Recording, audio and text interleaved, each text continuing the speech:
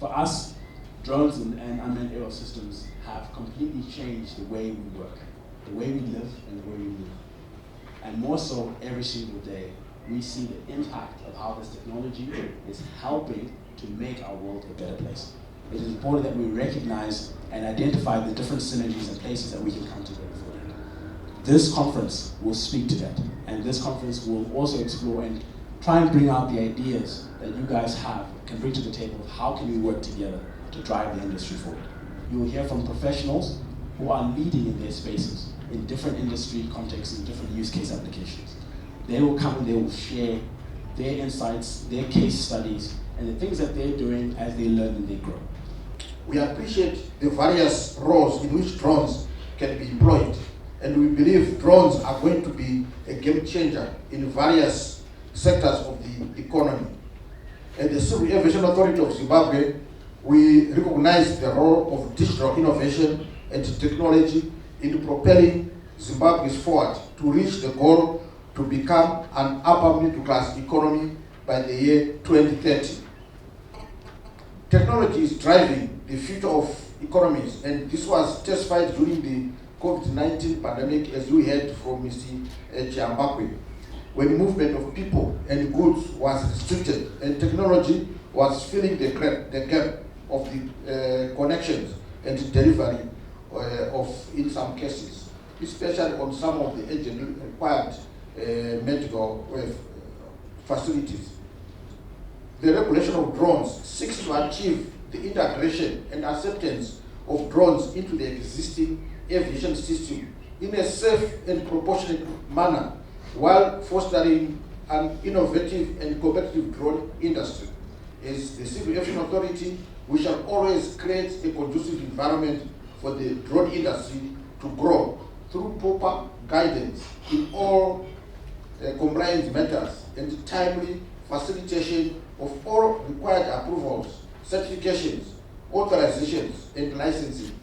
So after acquiring your drone, the first step is to get your letter of approval. Then an application for the issuing or renewal of that letter should be done 30 days prior to the date at which you need to have that letter of approval. So this is the waiting period for you to get your letter of approval after you have submitted all the required documentation. And take note, the letter of approval is valid for 12 months initially and 3 years thereafter. So if we have got some of us here who have been issued with the letter of approval and they fell short of looking at the expiry date, I'm reminding you now, it's 12 months if it is initial issue. Thereafter, it's 3 years. So no person shall operate an RPA unless he or she is in possession of a valid remote pilot license in the relevant category, unless undergoing skills tests or receiving flight instructions. And a remote pilot license shall be valid for a period of 2 years from the date of issue or renewal. You should also have a proof of training that you should have trained at an approved training organization and passed theoretical knowledge examination and also passed practical skills tests. As a holder of the remotely piloted aircraft system operator certificate, you have got responsibilities. And these responsibilities include conducting the activities granted by the operation specification attached to the certificate. Unlike manned aviation is on the systematic and routine aspect of operation. You realize unmanned aviation, it's too diverse. We don't have your one size fits all. Here at Precision Drone Training, we train professionals for the future of work. And what I'd like to take you through is the steps for you to be able to get the first part, which is the RPL, Remote Pilot License. Also then offer additional courses, because with drones, there are so many things we can do with drones, and it's not just the flying aspect of it. We also need to be able to manage it. We have to have, as the civil aviation had mentioned about the ROC, there are different parties that are involved in the ROC, and so different trainings are available. And we have some feedback from some of our students. So The first one is, I recently completed my RPL training at Precision Drone Training. The instruction at PDT was top-notch, and the instructors were knowledgeable and friendly and addressed all my questions clearly. Both the practical and theoretical training facilities were excellent and provided an excellent learning environment. That was a direct quote from a student from our first class. These are the type of drones that we sell. On the left here, this would be your typical DJI enterprise drone, your Matrix 300, your Matrix 30, and your Mavic 2. And then on the far right here, this would be drones which are more industrial, for industrial applications, long range, for security surveillance. This is the type of drone that you're looking for, 3.5 flight hours, vertical takeoff and landing.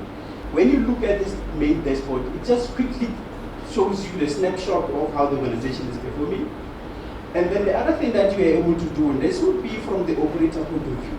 If you have multiple operations within a week at maybe within 1 week, multiple sites, you are able to go to upcoming missions, and it will show you the list of all operations that you've scheduled for however period that you choose, whether it's a month, 3 months, or 6 months, right?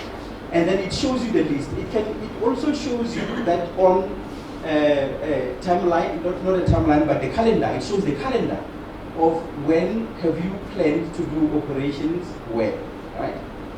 Another interesting area we are looking at in Kenya is to see how we can use AI and machine learning to contribute to improving the data that we collect using this technology. And it still revolves around disaster management, but also how we can help. You know, one project that we've done this with is to populate the number of cars that come into the city, identify parking lots, and try to link this to revenue side of things, because a lot of revenue is lost in that area because there are no systems that really manage this particular process. And the project is using airships that are autonomous and are solar powered. These airships are from a company called Cloudline in South Africa. And in the partnerships, Kenya Flying Labs will be an operator for this technology. And what we want to do is to see how we can use them to improve health outcomes. So, you know, the industry is exciting. Yeah, we can all testify to that. It's really exciting. And sometimes we get carried away with the excitement to such an extent that we just go with the flow. We don't really look to what you're trying to achieve. You don't look to what you really need, what problem you're actually trying to solve, right? Then you just jump on it. And most of the times, that's when you probably drown later on, when the excitement is gone and reality hits you. So you've seen several headlines, you know, probably since 2016, where in Africa, Rwanda launched the first national drone delivery program, right? With an entity called Zipline. Malawi followed that. They were testing a corridor. Then they also introduced the first drone data academy in Malawi. Most of the guys who are doing service delivery, right, providing services to the market using drones, that's where we mostly fit in, right? And most of the times we're basically just responding to what is given to us by the international market. They develop the drones, they bring it in here, then we have to, you know, start learning and catching up.